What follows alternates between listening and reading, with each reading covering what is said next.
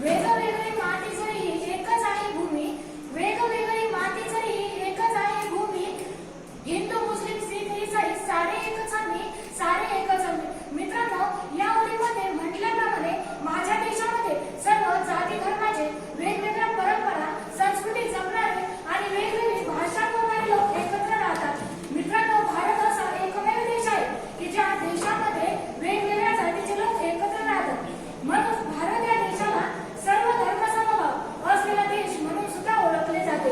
मित्रांनो, भारताला लोकशाही प्रधान देश असं म्हटलं जातं. भारत या देशाला महान अशी परंपरा लाभली आहे. भा या शब्दामधील देश आणि रथ म्हणजेच रममान झालेला असा तेजात रममान झालेला माझा भारत देश आहे. नमस्कार विद्यार्थी मित्रांनो, मी कोड क्रमांक 104 तुमच्या समोर विषय मांडत आहे, भारत माझा देश आहे. मित्रांनो, असं म्हटलं जातं, सारे जहां से अच्छा हिंदुस्तान हमारा, हम बुलबुले हैं इसकी, यह गुलसिता हमारा हमारा. खरंच मित्रांनो, असं बोलताना किती अभिमान वाटतो ना. मित्रांनो, भारत होय मित्रांनो, माझा भारत लाखो करोडो भारतीयांच्या नसानसात आणि रक्ताच्या थेंबाथेंबात रुजलेला आणि इथल्या प्रत्येक भारतीयांच्या जगण्याचा श्वास असलेला असा हा माझा भारत देश. जहां डाल डाल में सोने की चिड़िया करती है बसेरा, वो भारत देश है मेरा, वो भारत देश है मेरा.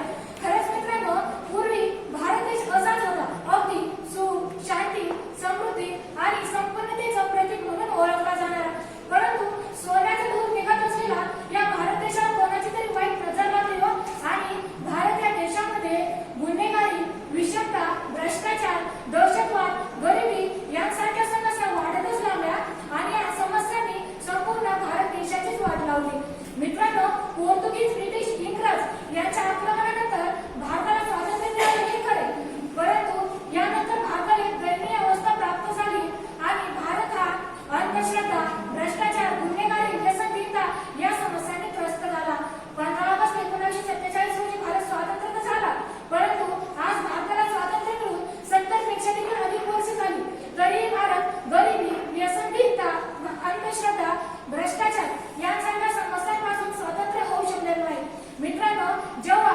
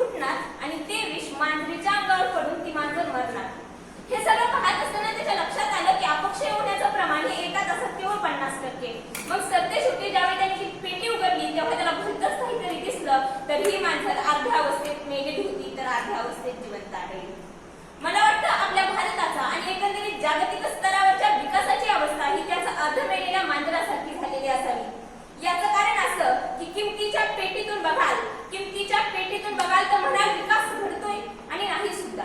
म्हणजे कसं? तर या कसंच उत्तर देण्यासाठी आपल्या समोर विषय मांडते नेमका विकास म्हणजे काय. खरं तर सर, विकासाला सुरुवात करत असताना मला दोन प्रश्न पडले. खरं बोलू का बरं बोलू? खरं बोलायला लागले तर ते तुम्हाला बरं वाटायचं नाही आणि बरं बोलायला लागले तर त्यासाठी मला खोटं बोलावं लागेल, ते मला पटणार नाही.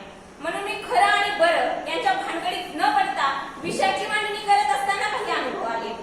मी हरकिनिंगच्या जिल्हा परिषद शाळेत शिक्षण घेत असताना आमच्या वर्ग शिक्षकांनी आम्हा विद्यार्थ्यांसमोर एक काचेचा ग्लास ठेवला, त्यात अर्ध्यापर्यंत पाणी टाकलं आणि विचारलं, सांगा विद्यार्थ्यांनो, हा ग्लास कसा दिसतो? प्रत्येकानं वेगवेगळी उत्तरं दिली. कुणी म्हणालं सर अर्धा भरलेला आहे, तर कुणी म्हणालं सर अर्धा रिकामा आहे. मला वाटतं आपला विकास सुद्धा स्वातंत्र्याच्या अगदी 70 वर्षापासून त्या अर्धवट ग्लासाप्रमाणेच भरलेला दिसून येतो, हे अगदी न्यूट्रल आहे. मग प्रश्न पडतो की नेमका विकास म्हणजे काय?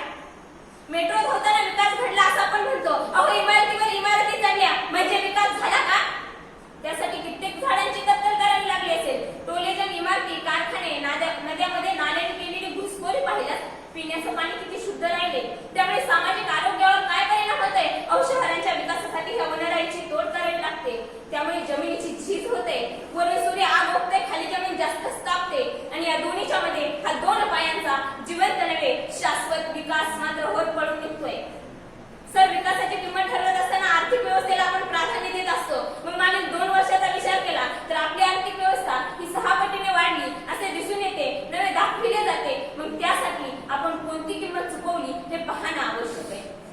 काही वेळा तर विकासाचा नुसता फुगा दाखवला जातो आणि त्याला अजून फुगून दाखवण्याचं काम होतं. मग एक वेळ अशी येते की तो विकास नावाचा फुगा फुटतो आणि करतो काय, तुम्हाला चांगलंच माहिती आहे. आपल्याच देशात हडप्पा आणि मोहनजोदडोसारख्या प्रगत आणि प्राचीन संस्कृती अस्तित्वात होत्या.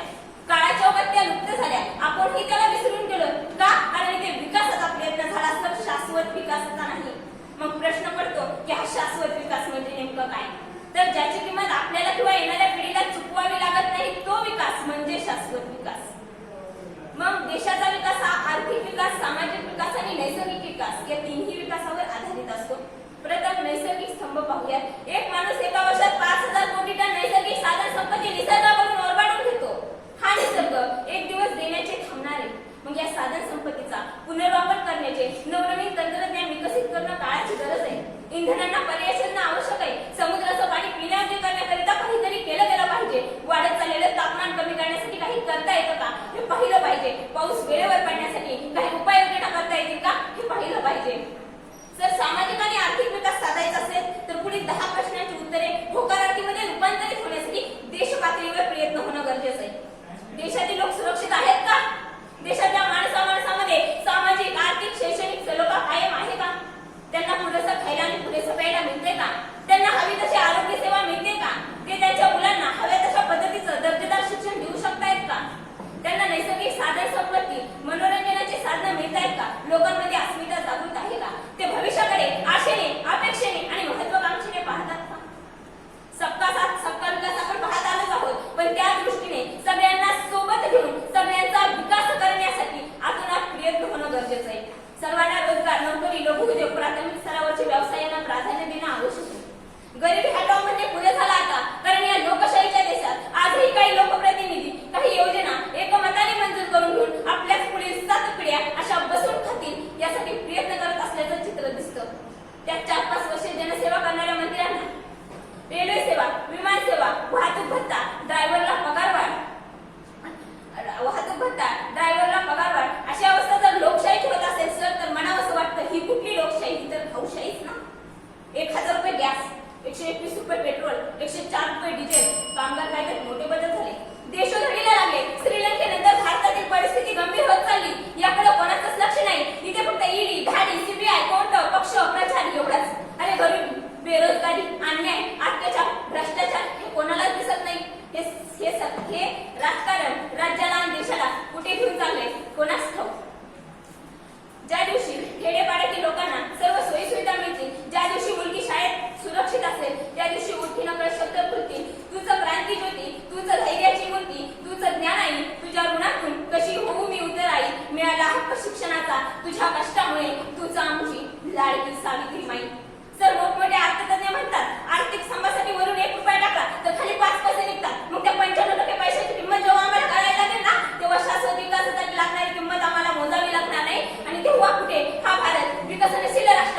विकसित राष्ट्राकडे गेल्याशिवाय राहणार नाही, नव्हे त्याला कोणीच रोखूही शकणार नाही.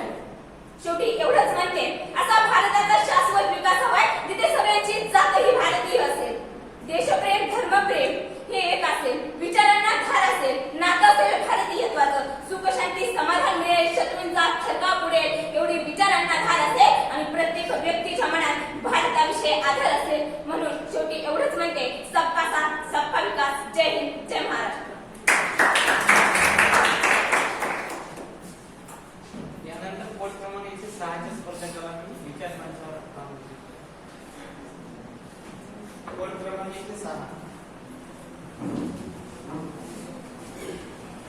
कोड क्रमांक 106 विषय फुले शाहू आंबेडकर. 100 वर्षे शेळी होऊन जगण्यापेक्षा एक दिवस वाघ म्हणून जगा. 100 वर्षे शेळी होऊन जगण्यापेक्षा एक दिवस वाघ म्हणून जगा, असे म्हणणारे डॉक्टर बाबासाहेब आंबेडकर.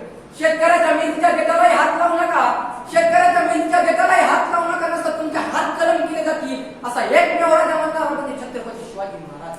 ओ संभव मर सकता है, ओ संभव मर सकता है, कभी बेईमान नहीं हो सकता, असे म्हणणारे शंभू महाराज. माझ्या राजाचा पोडा रशियाच्या चौकात म्हणणारे, माझ्या राजाचा पोडा रशियाच्या चौकात म्हणणारे मातंग समाजाचे अण्णाभाऊ साठे. ज्या ज्या महामानवांनी अंधारातल्या कितपत समाजाला बाहेर काढण्याचा प्रयत्न केला, त्या महामानवाला मी प्रथम आश्वासन करतो. मित्रांनो, शिवशाहू फुले आंबेडकर हे आज आपल्यात नाहीत, पण त्यांचा विचार आजही आपल्या मनामनात आहे. पण हा विचार फक्त पुस्तकातच बंदिस्त राहतो की काय, असा एक प्रश्न आपल्यापुढे निर्माण होतो. काल्पनिक पण वास्तवतेला स्पर्श करणारी गोष्ट छत्रपती शिवाजी महाराजांचा पुतळा समोर आणला. छत्रपती शिवाजी महाराज म्हणले, हिंदवी स्वराज्य स्थापन केलं, मला फक्त मराठी समाजाने शिकावे. डॉक्टर बाबासाहेब आंबेडकरांचा पुतळा समोर आणला. डॉक्टर बाबासाहेब आंबेडकर म्हणाले, या संविधान लिहिण्याचं काम केलं, मला फक्त बौद्ध धर्माने शिकावे. महात्मा फुलेचा पुतळा समोर आला. महात्मा ज्योतिबा फुले म्हणाले, मी आज समतेचा समाजाला विचार केला, मला फक्त माय समाजाने शिकावे. मित्रांनो, हे महामानव एका जातीचे नव्हते, पण एका विचाराचे. छत्रपती शिवाजी महाराजांचा स्वराज्याभिषेक महात्मा ज्योतिबा फुलेने केला. महात्मा ज्योतिबा फुलेने सत्यशोधक चळवळ उभा केली, ती पुढे नेण्याचं काम राजर्षी शाहू महाराजांनी केलं. छत्रपती शिवाजी महाराजांचा 300 भटांनी अपमान केला, त्या अपमानाचा बदला डॉक्टर बाबासाहेब आंबेडकर. मित्रांनो, हे महामानव एका विचाराचे, एका जातीचे नव्हते, पण एका विचाराचे होते. छत्रपती शिवाजी महाराज संत तुकाराम महाराजाला गुरु मानले. महात्मा ज्योतिबा फुले छत्रपती शिवाजी महाराजाला गुरु मानले. डॉक्टर बाबासाहेब आंबेडकरांनी महात्मा फुलेला गुरु मानले. डॉक्टर बाबासाहेब आंबेडकरांकडे महात्मा फुलेची इच्छा होती. डॉक्टर बाबासाहेब आंबेडकर यांच्या घराच्या दिशेने जात असताना आदिवासी समाजाचे पोरगे निवत खातो. डॉक्टर बाबासाहेब आंबेडकरांच्या मुलाचा हात धरला, म्हणाले, यार किती दिवस तू इष्टान ना खाणार आहे? हक्काची भाकर खायची असेल तर बाळाला शिकावं. शिवरायांनी सिंधू नदीपासून बंगालच्या उपसागरापर्यंत, तळ काश्मीरपासून तळ कन्याकुमारीपर्यंत, तळ पेशावरपासून तळ तंजावरपर्यंत स्वराज्य निर्माण केले. अरे किती दिवस तू इष्टान ना खाणार आहेस? महात्मा ज्योतिबा फुलेंनी आपल्या शिक्षणाचा वाटा करून दिला. किती दिवस तू इष्टान ना खाणार आहेस? शिका, संघटित व्हा आणि संघर्ष करा. सगळ्यात सर्वोत्तम मंत्र डॉक्टर बाबासाहेब आंबेडकरांनी, सगळ्यात पहिले डॉक्टर बाबासाहेब आंबेडकरांनी पहिला मंत्र दिला, शिका. जो माणूस शिकेल तोच माणूस देशात पूर्ण होईल. Doctor Babasaheb Ambedkar. What is the education? What is the education? Education is most important weapon. What is the education? Education is most important weapon. We choose the education we can change the world. या जगाला बदलण्याची ताकद फक्त शिक्षणामध्येच आहे, असं doctor Babasaheb Ambedkar. तू तरी शिक बाबा, आमची परिस्थिती नव्हती, अशी खूप व्यक्ती मला म्हणाली. अहो, डॉक्टर बाबासाहेब आंबेडकरांची परिस्थिती काय होती? महात्मा ज्योतिबा फुलेंची परिस्थिती काय होती? परिस्थिती माणसाला घडवती नाही, परिस्थिती माणसाला बिघडवती नाही. माणूसच परिस्थिती बिघडवतो आणि माणूसच परिस्थिती घडवतो, ही सगळ्यात मोठी गोष्ट. डॉक्टर बाबासाहेब आंबेडकरांची बुद्धिमत्ता किती घंटा पुस्तकात होती? पाठ अख्खं परत कधी किती वर्ष विचारलं, 10 वर्षापूर्वी ते पुस्तक होतं 344 पेज नंबर. दुसरी गोष्ट, डॉक्टर बाबासाहेब आंबेडकर डॉक्टर बाबासाहेब आंबेडकर विचार कसं चाललं? डॉक्टर बाबासाहेब आंबेडकर म्हणजे मी नाही, माझ्या परिस्थितीचा. हा म्हणे कसं? माझ्या वडिलांची आर्थिक परिस्थिती नव्हती, पण जेव्हा माझ्याकडे एखादं पुस्तक यायचं तेव्हा मी वाचायला असं वाचायचो. सातत्य खाली सातत्य. 5 किलोमीटर शरीर जिंकणार आहे का? इतिहासाला विचारत होता, याच्याचं रहस्य काय? अप्रतिम उत्तर दिलं. का जिंकलो? मी थांबलो. केस सातत होतं डॉक्टर बाबासाहेब आंबेडकरच्या जीवनात, केस सातत होतं महात्मा ज्योतिबा फुलेंच्या जीवनात, केस सातत होतं राजर्षी शाहू महाराजांच्या जीवनात. सतत करत राहील, सतत संघर्ष करत राहील, सतत अन्यायाविरुद्ध आवाज उठवत राहील. म्हणून हे महामानव फुले ही सगळ्यात महत्त्वाची. 1 जानेवारी 1848 रोजी महात्मा फुलेनं पुण्यासाठी पहिली शाळा खोलली पुण्यात. मुली शिकली पाहिजे, मुलगी सर्वोत्कृष्ट, मुलगी अन्यायातून मुक्त झाली पाहिजे, मुलींना संघर्ष केलाच पाहिजे असं महात्मा ज्योतिबा फुलेला वाटत होतं. आजची मुलगी एसपी, आजची मुलगी DYSP, आजची मुलगी PSI, आजची मुलगी तहसीलदार आहे का? महात्मा ज्योतिबा फुले मुलीला शिक्षणाचा वाटा फुलून दिल्या म्हणून आजची मुलगी तहसीलदार दिसली. सगळ्यात महत्वाची गोष्ट डॉक्टर बाबासाहेब आंबेडकरांनी घटनेमध्ये 395 कलम दिले. कलम 19 मध्ये डॉक्टर बाबासाहेब आंबेडकरांनी मूलभूत हक्क दिले. पहिला मूलभूत हक्क आहे अभिव्यक्त होऊ शकतो. आज डॉक्टर बाबासाहेब आंबेडकरांना मी भाषण करू शकतो. आज सरकारची जर काही एखादी चुकी झाली तर सरकारने आवाज उठू शकतात का? डॉक्टर बाबासाहेब आंबेडकरांनी आज आपल्यासाठी कलम आर्टिकल 14 मध्ये डॉक्टर बाबासाहेब आंबेडकरांनी कायद्यापुढे समानता केली. सगळ्यात चांगली गोष्ट डॉक्टर बाबासाहेब आंबेडकरांनी केली कायद्यापुढे समानता. माझ्या जातीचा म्हणून वेगळा अधिकार, दुसऱ्या जातीचा म्हणून वेगळा अधिकार असं डॉक्टर बाबासाहेब आंबेडकरांनी ह्या गोष्टी केल्या नाही.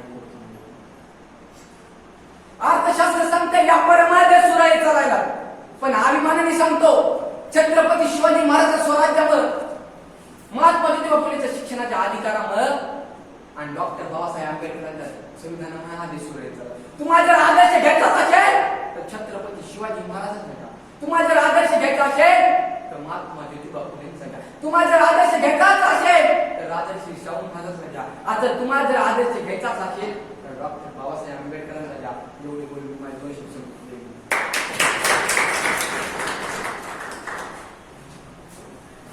यानंतर पोस्ट क्रमांक 107 स्पर्धकाला मी स्टेजवर आमंत्रित करतो.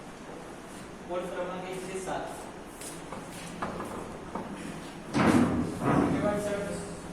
संत ज्ञानेश्वराच्या ज्ञानाने, संत ज्ञानेश्वराच्या ज्ञानाने,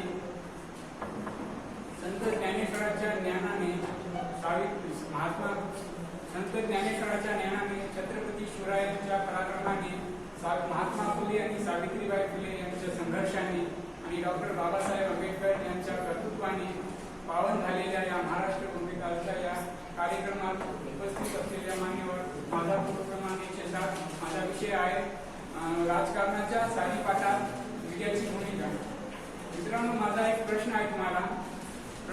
माझा प्रश्न असा आहे की आपल्या देशात प्रधानमंत्र्यांनी किती वेळा पत्रकार परिषद घेतली? ते प्रधानमंत्री सध्याच्या असो वा पूर्वीच्या असो, त्यांनी किती पत्रकार परिषद घेऊन मीडियाला संबोधित केलं? असं प्रश्न कोणाला विचारून आपल्याला पडलं नसेल, तर मी तुम्हाला विचारतो, असं तुम्हाला प्रश्न असायचं उत्तर कोणाला माहीत आहे का? मी सांगू शकेल का? कोणीच नाही, मी सांगतो. याचं उत्तर आहे एकही पत्रकार परिषद घेतली नाही आणि एकही पत्रकार परिषद घेतली नाही, मीडियाला संबोधित केलं नाही. बरं, तुम्ही इथून जर 12,000 किलोमीटर दूर अमेरिकेची राजधानी व्हाईट हाऊस मधल्या वॉशिंग्टन DC मधल्या व्हाईट हाऊस मध्ये जाल तर तिथे अमेरिकेच्या राष्ट्रपतीला ठराविक दिवसाच्या कालावधीनंतर पत्रकार परिषद घेऊन देशाच्या मीडियाला संबोधित करावं लागतं. कारण त्याला राष्ट्रपतीला मीडियाला संबोधित करावंच लागतं. कारण का की तिथं त्या सुप्रीम कोर्टाचा असा आदेश आहे की सुप्रीम कोर्टाचा असा जजमेंट आहे की प्रेसिडेंट आर नॉट किंग, म्हणजे राष्ट्राध्यक्ष हा देशाचा राजा नसतो, तो फक्त राष्ट्राध्यक्ष असतो. आणि ते तिथला मीडिया जे आहे स्वतंत्रपणे काम करतो आणि त्या राष्ट्राध्यक्षाला तिथली परंपराच आहे की तिथं त्यांना ते मीडियाला संबोधित करावंच लागतं. आणि आपल्या देशात जर असे आपले प्रधानमंत्री कधी पत्रकार परिषद घेऊन मीडियाला संबोधित करीत नाही, असा प्रश्न आपल्याला कधी पडला पण नाही आणि पडलाच नसेल किंवा पडायला पण नाही. कारण आपली लोकशाही तेवढी, आपली लोकशाही मधला जे मीडिया आहे ते आपला मीडिया हा स्वतंत्रपणे काम करत नाही आणि जे मीडिया आपल्या देशामध्ये आहे ते कुठेतरी त्या सरकारद्वारे नियंत्रित केले जात आहे. याचं एक उदाहरण म्हणजे आपलं काही महिन्यापूर्वी एक घटना घडली. एका दिवसात 2 घटना घडल्या. एक घटना अशी होती की काही शेतकरी सरकारच्या काही धोरणांचा विरोध करत होते. त्या विरोधामध्ये एका मंत्रीच्या मुलानं शेतकऱ्यांवर गाडी चढवली आणि काही शेतकरी मृत्युमुखी पडले. बरेच शेतकरी मेले त्याच्यामध्ये. 6 शेतकरी का मेले त्याच्यामध्ये. आणि नंतर दुसरी अशी घटना घडली त्या दिवशी की शाहरुख खानच्या मुलाला NCBनं ड्रग्स केसमध्ये अटक केली. पण या दोघांमध्ये मीडियाची भूमिका अतिशय महत्वाची असते. मीडिया जर स्वतंत्रपणे काम करत असेल तर तो त्या शेतकऱ्यांच्या मृत्यूचा बातमी दाखवेल. आणि जर मीडिया हा जर स्वतंत्र नसेल तो राजकीय घडामोडीच्याच फक्त बातम्या दाखवत आणि जे सर्वसामान्यांचे प्रश्न असतात ते जे महत्वाचे असतात ते एकीकडे राहतात. याचा एक उदाहरण असं आहे, स्वतंत्र मीडिया जर नसेल तर स्वतंत्र मीडियाची ताकद काय असते याचं जर एक उदाहरण द्यायचं म्हणले की 2018ची ही गोष्ट आहे. 2018 मध्ये देशाचे प्रधानमंत्री एक कार्यक्रम घेत होते. कार्यक्रमाचा उद्देश हे होता की जे शेतकरी आहेत त्यांची उत्पन्न डबल झालेलं आहे आणि ते त्या संदर्भात ते कार्यक्रम होता. कार्यक्रमामध्ये प्रधानमंत्री समोरच्या शेतकरीला एक महिला शेतकरी होती छत्तीसगडमधली, त्याचं नाव होतं चंद्रमणी. त्याला प्रश्न केला प्रधानमंत्र्यांनी. प्रश्न असा होता की त्या महिलेला प्रधानमंत्र्यांनी विचारला, जी आपकी आय क्या दोगुनी हो गई है? त्या महिलेनं उत्तर दिलं, जी हो गई है दोगुनी आय हो गई है मेरी. फिर त्या छत्तीसगडमधल्या त्या गावामध्ये त्या महिला शेतकरीच्या घरी एका चॅनलने एबीपी न्यूज नावाच्या चॅनलने आपला रिपोर्टर पाठवून त्या महिलेची मुलाखत घेतली. त्या महिलेला रिपोर्टरने विचारले की का तुमची जी धानची तुमची जी शेती आहे त्याच्यामुळे तुमची ते उत्पन्न डबल झालेलं आहे का? त्या महिलांना एका शब्दात उत्तर दिलं, माझी आय दुप्पट झालेली नाही. त्याला विचारलं गेलं, त्या महिलेला विचारलं गेलं, असं तुम्ही तिथं प्रधानमंत्र्यांसमोर म्हणता की माझी आय दुप्पट झालेली आहे आणि माझ्यासमोर असं म्हणता. त्यानं मग त्या विचारपूस केल्यानंतर त्या महिलेनं सांगितलं असं सांगितलं की जे दिल्लीहून काही लोक आलते त्यांनी मला घेऊन गेले आणि गावातल्या बऱ्याच शेतकऱ्यांना घेऊन गेले आणि त्याला सांगितलं समोरून असं तुम्हाला प्रश्न केला जाईल आणि त्याचं असं उत्तर द्यायचं आणि त्या टीमनं त्यांना घेऊन गेलं. त्या टीमनं जे सांगितलं तेच ते शेतकरी सांगत होते तिथं. असा या मीडियाचा जर मीडिया असा स्वतंत्र नसेल आणि त्यानंतर त्या चॅनल तो बंद झाला, सरकारद्वारे त्या चॅनलला बंद करून टाकलं गेलं आणि तो चॅनल होता एबीपी न्यूज. आणि ते ज्या रिपोर्टरने ती मुलाखत टीव्हीवर दाखवली त्याचं नाव पुण्यभूषण वाजपेयी होतं. ते पण त्या पुण्यभूषण वाजपेयीला त्या चॅनलमधून रिझाईन करावं लागलं आणि ते गेले आणि त्यांना ते रिझाईन करावं लागलं. नंतर चॅनल सुरू झाला. असं या मीडियाला आपल्या देशात काही हक्क दिला गेला नाही आणि आपण अशी अपेक्षा पण केली नाही पाहिजे की मीडिया आपल्या देशातील लोकशाहीचा रक्षण करू शकतं. आपल्या देशातील मीडियाचे रक्षण आपल्या देशातील लोकशाहीचं रक्षण आपण स्वतः केलं पाहिजे आणि मीडियाला हा स्वतंत्र पण आपण दिला पाहिजे. मीडिया देशातील राजनीती काय पण असो, आज देशाचा प्रधानमंत्री कोणी असो, उद्या कोणी असो, आज देश प्रधानमंत्र्यावर चालला नाही पाहिजे, देश टिकला पाहिजे. देशातील प्रधानमंत्री राहायला याचं काय नसते, पण देश टिकला पाहिजे. देश टिकवण्यासाठी मीडियाची भूमिका महत्वाची असते. मित्रांनो, काल परवाच मीडिया हा 3 प्रकारचा असतो मित्रांनो. एक मीडिया असतो प्रिंट मीडिया, एक इलेक्ट्रॉनिक मीडिया असतो आणि एक सोशल मीडिया असतो. सोशल मीडियातील काल काय बातमी होती, एलॉन मस्क जे जगातील सर्वात श्रीमंत माणूस आहे त्यांना ट्विटरला खरीद करण्यासाठी $143 बिलियन साठी त्याला ट्विटरला ऑफर दिला. ट्विटरने त्याला नकार दिला. ते ट्विटर विकण्यास त्यांनी मनाई केली, कारण ट्विटर हा सोशल मीडियाचा एक माध्यम आहे आणि ट्विटर हा राजकारणात एवढे बोलून राहतो.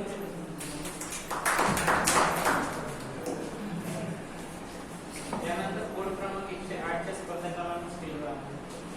कोड क्रमांक 108.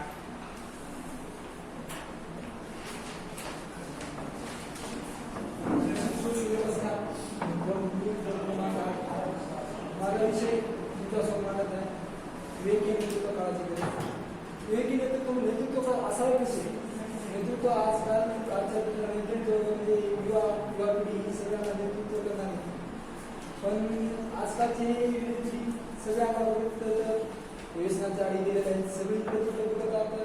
कोणी राजकारणात चालतात, कॉलेजच्या नातात डोळ्याला तर विवेकी नेतृत्व कोणीच करू शकत नाही. किंवा विवेकी नेतृत्व आपल्या लोकांच्या त्याच्यावर आपल्या लोकांच्या धैर्य शक्तीला आणि त्यांच्यातील ऊर्जेला आव्हान करणे म्हणजेच नेतृत्व. आजच्या ह्या पिढीला आपल्या नेतृत्व आजच्या या पिढीला स्वामी विवेकानंद असे म्हणतात, स्वामी विवेकानंदांच्या भाषणामध्ये की नेतृत्व म्हणजे जे आज्ञा ऐकू शकतो तोच आज्ञा देऊ शकतो असे स्वामी विवेकानंद म्हणतात. स्वामी विवेकानंद असं म्हणतात की प्रत्येकाला नेतृत्व करावं असं वाटते, पण नेतृत्व करावं असं वाटतं पण त्याच्यात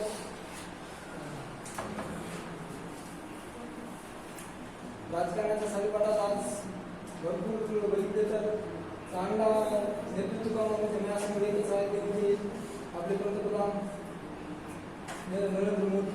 हेच एक चांगले म्हणजे त्यांनी जेव्हा 10 वर्ष झाले त्यांना येऊन की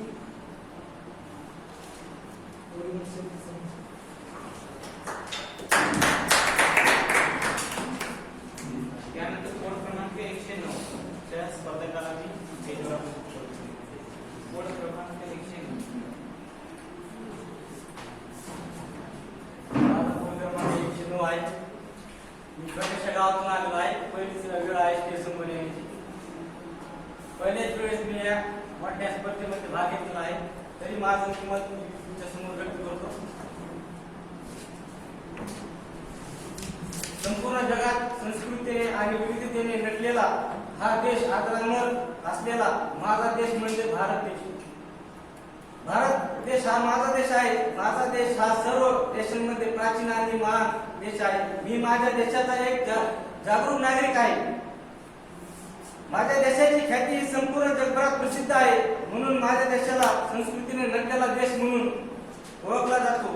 संपूर्ण विश्वामध्ये माझ्या भारत देशाचा 7वा क्रमांक लागतो, तर लोकसंख्येच्या दृष्टीने माझ्या भारताचा 2रा क्रमांक लागतो. या आपल्या भारत देशात विविध जाती धर्माचे लोक एकत्र गुणगोविंदाने राहतात. या भारत देशाला आपण कृषी प्रधान देश सुद्धा म्हणतो का या भारत देशामध्ये जास्त शेतकरी मला दिसून येतात. संपूर्ण जगाला अन्न पुरवणारा अन्नदाता म्हणजे शेतकरी. या शेतकऱ्याचे वास्तव्य माझ्या देशात पाहायला मिळते. माझा देश संपूर्ण दृष्टीने परिपूर्ण आहे आणि एक विकसनशील देश म्हणून या जगाच्या यादीत माझ्या देशाचे नाव आहे. माझ्या देशातील मातीची महानता सुद्धा खूप वेगळी आहे. माझ्या देशाची प्रत्येक नागरिक देशाच्या मातेला धरती माता असं म्हणतो. माझ्या देशाला भारत जरी म्हणत असलो तरी माझ्या देशाला अनेक नावाने ओळखले जाते. पूर्वी माझ्या देशाचे नाव हिंदुस्थान होते. सोबतच माझ्या देशाला इंडिया, हिंदुस्थान, प्राचीन आर्यव्रत, भारत, सोने की चिडिया इत्यादी नावाने संपूर्ण जगभरात ओळखले जाते. म्हणतात की माझ्या देशाला भारत हे नाव भरत राजाच्या नावावरून देण्यात आले व पडले. जगाच्या उंबरठ्यावर ताटपणे उभा असलेला माझा भारत देश आहे. विविध नावाने माझ्या देशाला ओळखत असलेल्या तरी माझ्या देशाचा प्राचीन इतिहास संपूर्ण जगाला प्रेरणादायक आहे. भारत देश विविधतेने नटलेला देश आहे आणि धर्माचे या देशामध्ये वेगवेगळ्या धर्माचे लोक एकत्र राहतात. माझ्या देशात 29 राज्य आहेत आणि प्रत्येक राज्याची भाषा आणि वेशभूषा वेगवेगळी आहे. माझ्या देशात ख्रिश्चन, जैन, बुद्ध, पारसी अशा विविध धर्माचे लोक एकत्र राहतात. या प्रत्येक राज्याची वेगवेगळी भाषा आहे. जसे की मराठी, हिंदी, गुजराती, कन्नड, तेलुगू, मल्याळम अशा विविध भाषा या वेगवेगळ्या राज्यांमध्ये बोलल्या जातात. माझा भारत देश धर्मनिरपेक्ष आहे. तसेच माझ्या देशात सर्व धर्म समानता सुद्धा म्हणून माझ्या देशात सर्व जातीचे व धर्माचे लोक एकत्र राहतात. माझा भारत देशाची संस्कृती वेगवेगळी आहे, ज्यामध्ये भारताचा इतिहास, भूगोल आणि सिंधू घाटीची सभ्यता ज्या दरम्यान बनली आणि पुढे जाऊन ती वैदिक युगात विकसित झाली. माझ्या देशात राहणारा प्रत्येक नागरिक माझ्या भारतीय संस्कृतीवर गर्व करतो आणि या देशातील परंपरेचे पालन करतो. सर्वांगीणता, विशालता, उदारता, प्रेम आणि सहिष्णुतेच्या या दृष्टीने अन्य संस्कृतीपेक्षा भारतीय महत्त्वाचे स्थान मिळते. म्हणून माझा देश संस्कृती आणि सभ्यतेच्या बाबतीत संपूर्ण जगात प्रसिद्ध आहे. माझ्या भारत देशाला स्वातंत्र्य देण्यासाठी अनेक क्रांतिकारकांनी आपल्या प्राणांची आहुती दिली. आपल्या भारत देशाचे इंग्रजांच्या हातून सुटका व्हावी म्हणून महान पुरुषांनी या भारत भूमीवर जन्म घेतला. जसे की भगतसिंग, राजगुरू, सुखदेव, चंद्रशेखर आझाद, राणी लक्ष्मीबाई या सर्व महान क्रांतिवीरांनी ब्रिटिश सरकारपासून आपल्या देशाची सुटका व्हावी यासाठी इंग्रजांविरुद्ध लढा दिला. शेवटी सर्वांच्या बलिदानानंतर अखेर तो दिवस उजाडला, तो म्हणजे 15 ऑगस्ट 1947 रोजी. हा सुवर्ण दिवस असं मला वाटतंय. या दिवशी माझ्या भारताला स्वातंत्र्य मिळाले आणि माझा आदेश ब्रिटिश सरकारच्या गुलामीतून मुक्तता झाला. एवढे माझे 2 शब्द संबोधून धन्यवाद.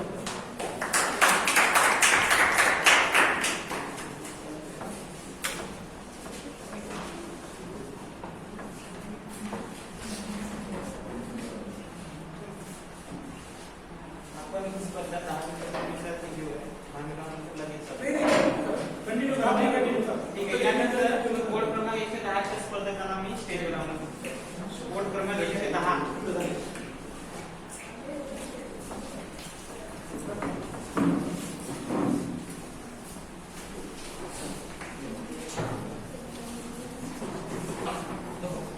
रसिक श्रोत्यांनो, प्रथमतः सर्वांना माझा नमस्कार.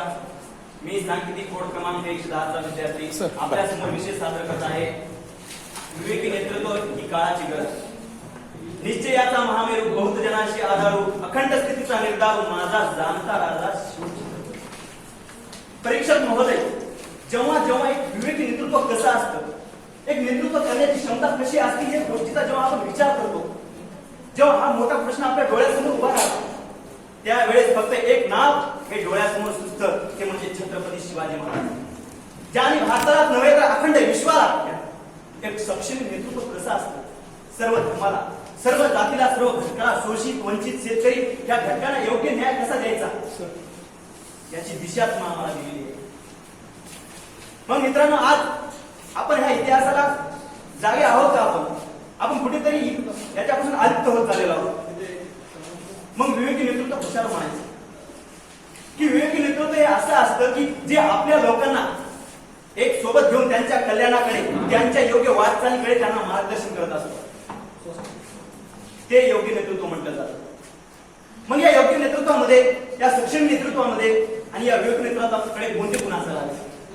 तर हे नेतृत्व करणाऱ्याकडे महत्वाचं म्हणजे धैर्य असायला पाहिजे, सहिष्णुता असायला पाहिजे आणि दृढ आत्मविश्वास देखील तेवढ्याच प्रमाणात असला पाहिजे. मग आजच्या या युवकांमध्ये, आजच्या या लोकांमध्ये या गोष्टी आहेत का? आहेत, जरूर आहे. पण त्याचा वापर हा योग्य प्रमाणात आपण करत नाही. आपल्याला या गोष्टीचा विसर पडलाय. आपण या गोष्टीपासून अलिप्त होत चाललो.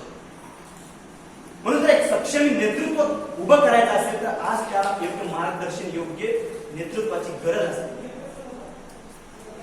कारण ह्या नेतृत्व करत असताना एक सामर्थ्य ठेवून माणसाने पुढे जायचं असतं. कारण पुण्यश्लोक राजमाता अहिल्यादेवी होळकर खूप चांगलं म्हणतात. काय म्हणतात त्या?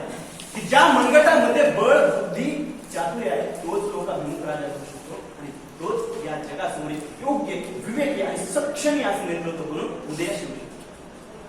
मग नुसतं बळ असून चालणार आहे का? नाही चालत. मग त्याला बुद्धीची जोड द्यायला. नुसती बुद्धी असून चालणार आहे का? त्या बुद्धीचा योग्य वापर, त्या बुद्धीला चेतना देणार एक चातुर्य माणसाच्या डोक्यामध्ये निर्माण होतं. आणि या तिन्ही गोष्टींना आपण जर सामर्थ्याची तडजोड जर दिली तर मात्र एक सक्षम नेतृत्व आपल्यापासून निर्माण होऊ शकतं. पण त्यासाठी तर आज गरज या चांगल्या मार्गदर्शनाची, चांगल्या नेतृत्वाची. मग आजचा युवक जो उद्या देशाचा नेतृत्व करणार आहे, उद्या देशाचा आदर्श आहे, उद्या देशाचं भविष्य, मग तो आज युवक एवढ्या मोठ्या प्रमाणात सामर्थ्यवान आहे का? नाही. तेवढ्या प्रमाणात तो जागृत नाहीये. कारण आजचा युवक हा फक्त फॅशन, व्यसन आणि इलेक्शन या तीनच गोष्टी आहेत बस.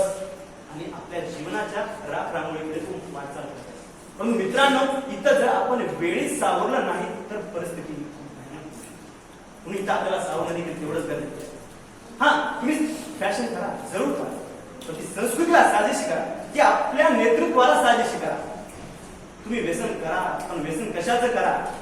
शिवाजी महाराजांना व्यसन हे देखणं स्वरूप या स्वराज्याचं ठेवायचं, हे व्यसन त्यांनी केलं. तेच व्यसन आपण करायचं. आपल्यामध्ये दृढ आत्मविश्वास ठेवायचा की माझ्यामुळे 4 लोकांचं, शोषित वंचित घटकाचं माझ्यामुळे कसं समाधान, कसं कल्याण होईल, ह्या गोष्टीचं आपण व्यसन केलं पाहिजे. तेव्हाच ही लोक त्याला आशेचा किरण म्हणून, सक्षम नेतृत्व म्हणून आपल्याकडे बसला योग्य ठरतं.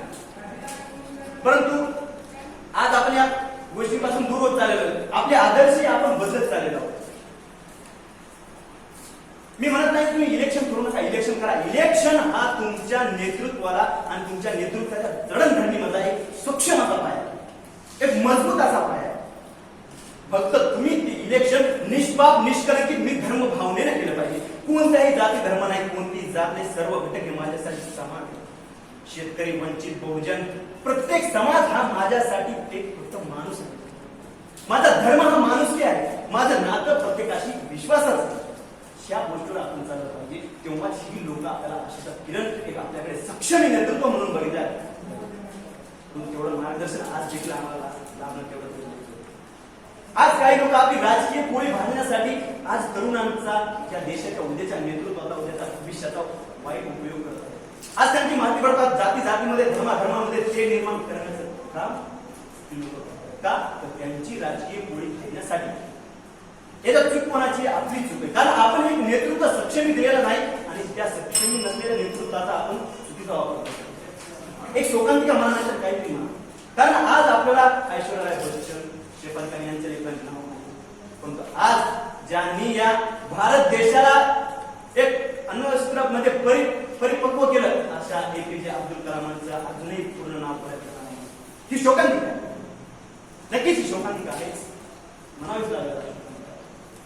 परंतु मित्रांनो, जर आपल्याला खरंच एक सक्षम व्हायचं असेल तर आपल्याकडे महत्वाचं सामर्थ्य आहे. कारण तुका महाराजांनी म्हटलेलं आहे की धन्य मनविन हे लिखी लोका भाग्य आम्ही तुका देखील.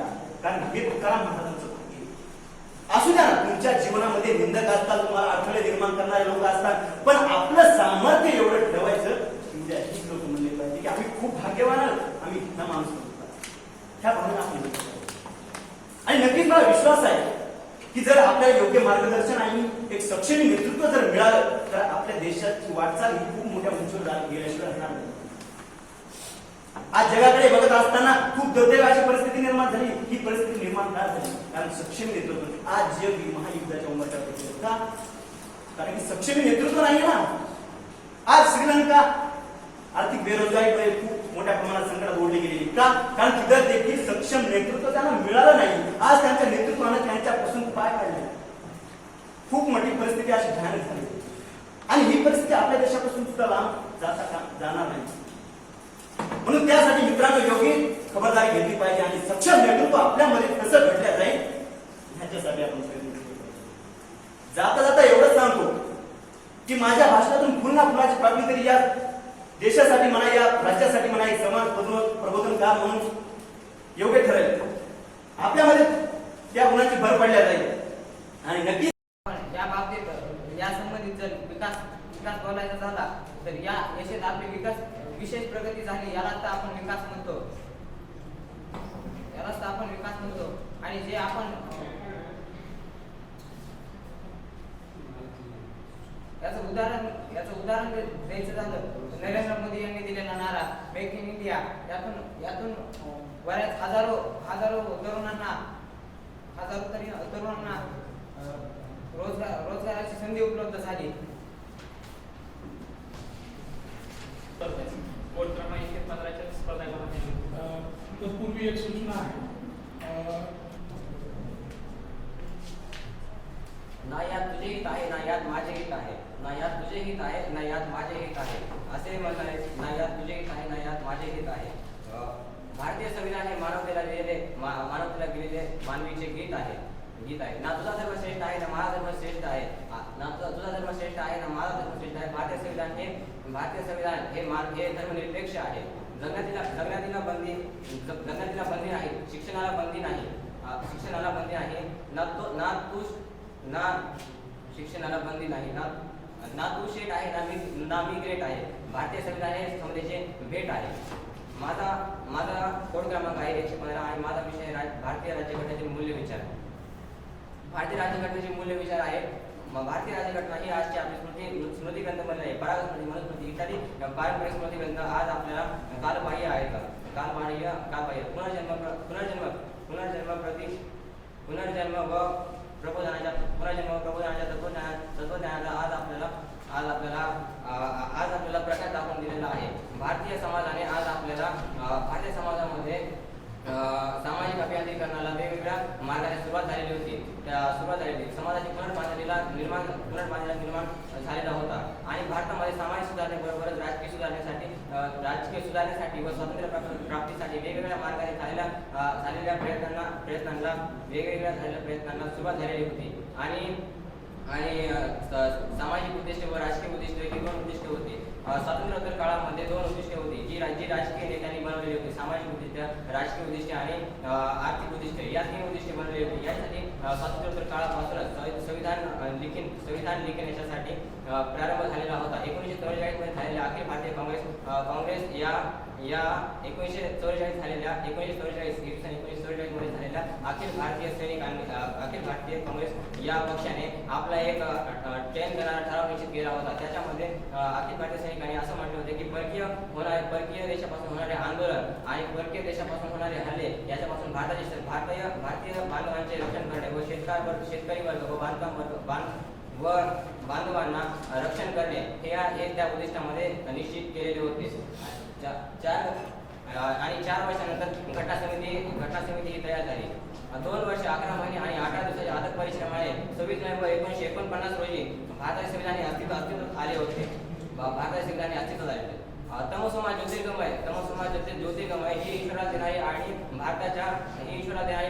ही भारताच्या प्रत्येक व्यक्ती, प्रत्येक वर्ग, प्रत्येक समाजापर्यंत पोहोचवण्याची गरज ही आज आपल्याला होती. त्याच्यासाठी हा प्रारंभ त्या काळामध्ये चालू झालेला होता आणि तब्बल 150 वर्षानंतर भारताचे संविधान हे दीपस्तंभ म्हणून प्रकट झालेले होते आणि तयार झालेले होते आणि भारताच्या घटनेच्या प्रास्ताविकेमध्ये असलेल्या स्वातंत्र्यता, समता, बंधुता, न्याय आणि धर्मनिरपेक्षता असं त्या प्रास्ताविकतेमध्ये उल्लेख केलेला आहे आणि आज आपण त्या धर्माला अधिकृत मूल्य अशी म्हटले आहे. अधिकृत मूल्य म्हणजे काय? राजकीय मूल्य, जे राजकीय लोकांनी बनवलेले मूल्य आहेत ते आपण स्वीकारलेले आहोत, त्याला अधिकृत मूल्य असे म्हटले जातात. भारताच्या संविधान हा कोणत्याही दृष्टिकोनातून अभ्यास केलेला असला तरी भारतीय संविधानाचे 2 मूल्य लक्षात घेणे हे फार महत्त्वाचे असते. पहिले मूल्य म्हणजे भारतीय संविधान हे कोणत्याही व्यक्तीला, कोणत्याही वर्गाला या कोणत्याही समाजाला त्याची सवलत मिळवून देण्याचं काम करत असतं आणि दुसरी गोष्ट म्हणजे भारतीय संविधान हे समता, स्वतंत्रता आणि त्या व्यक्तीला न्याय मिळवून देण्याचं काम हे भारतीय संविधान करत असतं. आणि स्वातंत्र्यपूर्व हिंदू समाजामध्ये असे दोन धर्म होते. एक धर्म होता साधारण धर्म आणि दुसरा होता विशेष धर्म. साधारण धर्मामध्ये प्रत्येक व्यक्तीला, प्रत्येक वर्गाला आणि प्रत्येक समाजाला ते अनुकरण करणे हे फार महत्त्वाचे होते. त्याच्यामध्ये काही मूल्य होते. त्याच्यामध्ये असे मूल्य होते की प्रज्ञा, शील, करुणा, सत्य, अहिंसा, ब्रह्मचारवाद आणि अध्यात्मवाद असे काही जे मूल्य होते ते त्या वर्गाला व त्या समाजाला पूर्णपणे आचरण आणि आचरणात आणण्याचे गरजेचे होते. परंतु जसं प्रबोधन जनजागृतीमध्ये आपल्या संविधानातील मूल्य 1976 मध्ये बदलवण्यात आले होते, ज्याच्यामध्ये स्वातंत्र्यता, समता, बंधुता, न्याय आणि धर्मनिरपेक्षता असे काही मूल्य त्याच्यामध्ये रुजवले गेले होते. आणि थोडंसं पारिभाषिक शब्दात बोलायचं म्हटलं तर दंडनीती, न्यायनीती आणि धर्मनीती यांचा सुरेख संगम म्हणजे की भारतीय संविधान हे होय. आणि जे तरतूद बदलले होते ते काही लोकांना पटले नव्हते. जसं की आता काही जे त्याच्या विरोधी पक्षामध्ये होते, संविधानाच्या विरोधात होते, त्यांना ते गोष्टी काही पटले नव्हते. त्यांनी जी दिवसेंदिवस जे आपले प्रगती होत होती त्या परिस्थितीमध्ये त्यांनी प्रतिकूल अशी परिस्थिती निर्माण करून टाकली होती संविधानाच्या विरोधामध्ये. त्याच्यासाठी त्यावेळी दोन खटले निर्माण झाले होते. एक होता 1885 मध्ये झालेला खटला की शहाबानो बेगम याच्या पतीने त्याला घटस्फोट दिलेला होता. पण त्याला काही त्याची पोटगी न देता त्याला असंच सोडून दिलं होतं. त्याच्यामुळं भारतीय उच्च न्यायालयाने असा एक निर्णय जाहीर केला होता की त्या संविधानातल्या कलम 44 नुसार त्या स्त्रीला कोणत्याही व्यक्तीने तलाक दिला असला तर त्याला पोटगी देण्याची आवश्यक होती. असा कलम 44 नुसार मान्यता दिलेली होती. आणि त्याच 1985 मध्ये झालेला दुसरा एक धर्मनिरपेक्ष असा वाद होता. तो होता सर मेसर चेतन टेंगरे यांच्या विरोधामध्ये HM चोप्रा यांच्यामध्ये झालेला वाद हा धर्माविरुद्ध असा वाद होता. त्याच्यामध्ये त्यांनी उच्च न्यायालयाने त्यांना असं संविधानानुसार त्यांचा जो वाद होता तो मिटवून देऊन टाकला. मिटवून देऊन टाकला होता. आणि संविधानामध्ये कलम 25 ते कलम 28 मध्ये धर्मनिरपेक्षता आणि धर्मसापेक्षता आहे. कलम 25 मध्ये नागरिकांना धर्माची स्वायत्ता आहे आणि कलम 26 मध्ये धर्माला स्वायत्ता आहे आणि धर्माला स्वायत्ता आहे. भारताच्या संविधानाने सगळ्यात मोठी गोष्ट म्हणजे की दिलेली आहे की शिक्षणाच्या मूलभूत गरजा आणि शिक्षणाचा अधिकार हा सगळ्यात मोठा मिळवून दिलेला आहे. आणि जाता जाता मी एवढंच बोलतो की शौर्य असे सांगू पुन्हा आम्ही लढलोच नाही. शौर्य पुन्हा सांगू असे आम्ही लढलोच नाही. जगण्याची मौज पुन्हा सांगू असे आम्ही जगलोच नाही. जगण्याची मौज पुन्हा सांगू असे आम्ही जगलोच नाही आणि जगलोच नाही. अरे चोर कोणाला म्हणावं? चोर तुम्हाला म्हणावं का तुम्हाला म्हणावं? कारण बरं कोणी उरलंच नाही. सुंदरराव सोळंके महाविद्यालय माजलगाव व कानिफनाथ बहुउद्देशीय सेवाभावी संस्था अंतर्गत यांच्या संयुक्त विद्यमानाने महात्मा ज्योतिबा फुले डॉक्टर बाबासाहेब आंबेडकर यांच्या जयंतीनिमित्त विभागीय वक्तृत्व स्पर्धेचे या ठिकाणी महाविद्यालयामध्ये आयोजन केलं होतं. तरी या महाविद्यालयामध्ये परीक्षकाची भूमिका कनिष्ठ गटाची मी माननीय माझे गुरु माननीय डॉक्टर गंगणे सर तसेच डाके सर यांनी परीक्षकाची भूमिका बजावली. तर मला विद्यार्थी मित्रांना इथे एवढंच सांगावं असं वाटतं की पुढं बसलेले परीक्षक हे सुज्ञ असतात. बरोबर आहे. उचलली जीभ लावली टाळ्याला असं व्हायला नको. पुढचे परीक्षक बसलायत आणि त्यांना काय माहिती नाही अशातलं काही नसतं. ठीक आहे. त्यामुळं भविष्यात कुठेही तुम्ही स्पर्धेला गेला तरी परीक्षक तितका सुज्ञ असतो तितकं मात्र लक्षात असू द्या. कुठाची गोष्ट उचलायची आता मी कोणती गोष्ट होती आणि कोणती नाही हे सांगत बसत नाही. बरोबर. एकाने येऊन एखादा प्रयोग सांगितला 7 जणांनी तोच XYZ प्रयोग सांगितला त्याला अभ्यास म्हणत नाही मित्रांनो. थोडं परीक्षेच्या लक्षात येत असतं. सगळ्यांनी एकाच विषयावर मांडणी केली तर आपण तिसराच विषय घ्यायचा असतो. वेळेची प्रासंगिकता म्हणतात त्याला. बरोबर आहे. मी असं म्हणत नाही की तुम्ही हा विषय कोणता निवडला निकालाच्या संदर्भात निकाल येत राहील निकाल जात राहील बक्षीस मिळेल बक्षीस मिळणार नाही पण याचं समाधान तुम्हाला वाटेल मनातून याचं समाधान वाटेल की मी माझ्या मनातून विषय मांडला. काही मुलांना वाचून दाखवला पण त्याचा कॉन्फिडन्स त्याचा आत्मविश्वास मला चांगला वाटतो. सुरुवात करतोय आपण. बरोबर. असं नाही की मनाने येऊन बोलला खूप सारा अभ्यास मांडला आणि खूप हा सुज्ञ आहे असं परीक्षकाला वाटतं. पण परीक्षक हे अभ्यासू असतात हे मला नेहमी सांगावं वाटतं. परीक्षक असेच उत्सुक येऊन बसलेले नसतात. खूप प्रदीर्घ अनुभव त्यांच्याकडे असतो. असं या कनिष्ठ गटामध्ये सर्व मुलं आणि मुली विद्यार्थी खूप चांगलं बोलले. पहिल्यांदाच परीक्षकाचा दुसरा अनुभव आहे मला याच कॉलेजमध्ये. तर मला एवढंच सांगायचं आहे खूप सगळे चांगले बोलले मनातून बोलले आपल्याला जे वाटतंय ते बोलले. तुकाराम महाराज एका ठिकाणी म्हणतात बघा मन करार प्रसन्न सर्व सिद्धीचे कारण मोक्ष अथवा बंधन सुख समाधान इच्छा ते. म्हणजे सांगायचं एवढं की विद्यार्थ्यांना पण वाटलं पाहिजे की हा विषय मी माझ्या मनानं मांडलेला. बरोबर. कुठेतरी आपल्याला मनातून समाधान मिळेल. मी काही जास्त वेळ घेत नाही पण विद्यार्थ्यांना एवढंच सांगतो जे कुणी प्रथम येतील द्वितीय येतील तृतीय येतील ठीक आहे की कुणाचा क्रमांकच आला नसेल त्यांनी मात्र निराशा पत्करायची नाही. भविष्यामध्ये दुसरी स्पर्धा मी कशा चांगल्या पद्धतीने तयारी करून जाईल याचं विद्यार्थ्यांनी मनामध्ये काय केलं पाहिजे साठवून ठेवलं पाहिजे की मी आत्ता या स्पर्धेमध्ये कुठं चुकलो याच्या ज्या काही डिमेरिट्स आहेत जे काही गुणदोष आहेत ते नंतरच्या येणाऱ्या स्पर्धेमध्ये मी कसे दुरुस्त करीन एवढंच सांगतो. की निकाल घोषित झाल्यानंतर ठीक आहे कुणी नाराज होणार नाही की मला बक्षीस का मिळालं नाही हा विषय जिथली तिथं सोडून द्यायचा. पुढच्या स्पर्धेमध्ये मी कसा चांगल्या पद्धतीनं कसं बक्षीस मिळेल हीच या ठिकाणी आशा मनी बाळगा. एवढंच बोलून थांबतो आणि मला आभार मानाशी वाटतात की मी आज कॉलेजचा विद्यार्थी आहे आणि अभिमान वाटतो की माननीय प्राध्यापक डॉक्टर कवडे सर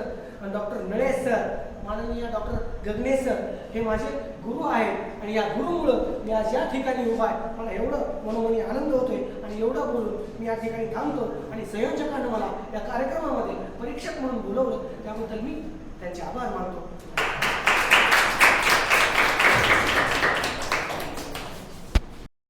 राणी जिल्ह्यामध्ये मराठवाडा शिक्षण प्रसारक मंडळ सुंदरराव सोळंके महाविद्यालय माजलगाव व कानिफनाथ बहुउद्देशीय सेवा संस्था यांच्या अंतर्गत महात्मा फुले आणि डॉक्टर बाबासाहेब आंबेडकर जयंती यांच्या निमित्ताने जे विभागीय स्पर्धेमध्ये तुम्ही भाग घेतले आहात त्याबद्दल मी सर्वप्रथम तुमच्या सगळ्यांचे अभिनंदन करतो.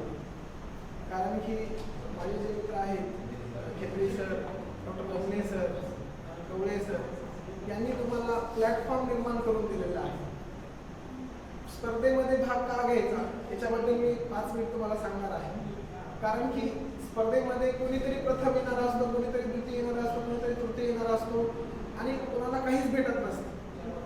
पण स्पर्धेमुळे भाग याच्यासाठी घ्यायचा असते की स्वतःचा कॉन्फिडन्स हा डेव्हलप झाला पाहिजे. सेल्फ कॉन्फिडन्स जोपर्यंत तुमचा डेव्हलप होणार नाही तोपर्यंत तुम्ही दुसऱ्यांना गाईडलाईन्स करू शकणार नाही आणि ते तुम्हाला फक्त ह्या प्लॅटफॉर्मवरच भेटत असतं आणि तुम्ही तुमचे मतं जे मांडले आहे प्रत्येकाची शैली ही वेगळी असेल, प्रत्येकाचं सादरीकरण हे वेगळं असेल, त्यातही तुम्हाला जे गुणदान दिलेलं आहे, जे आम्ही 3 परीक्षक आहोत त्यांनी आम्ही जे गुणदान दिलेलं आहे ते निश्चितच हे ट्रान्सफरेबल असेल आणि ते चांगलं असेल. म्हणजे तुमचा जो आत्मविश्वास आहे त्यानुसार आम्ही ते गुणदान दिलेलं आहे. तुम्ही जे सादरीकरण केलेलं आहे, तुमचं ज्ञान असेल, तुमची इथे येऊन तुम्ही कॉन्फिडन्सली बोललेले आहेत. मला सर्वप्रथम त्या विद्यार्थ्याचं अभिनंदन करायचं की तो प्रथम या स्टेजवर आला. बघा, तो एक विद्यार्थी म्हणला की आज मी पहिल्यांदा आलो, इट इज कॉंग्रॅच्युलेशन्स. म्हणजे त्याची जर्नी ही स्टार्ट झालेली आणि ती जर्नी त्याला कुठेतरी चांगल्या मार्गाने घेऊन जाणार आहे. आज त्याला पारितोषिक मिळेल नाही मिळेल तो भाग वेगळा, पण त्याने त्याच्या लाईफची सुरुवात केलेली आहे.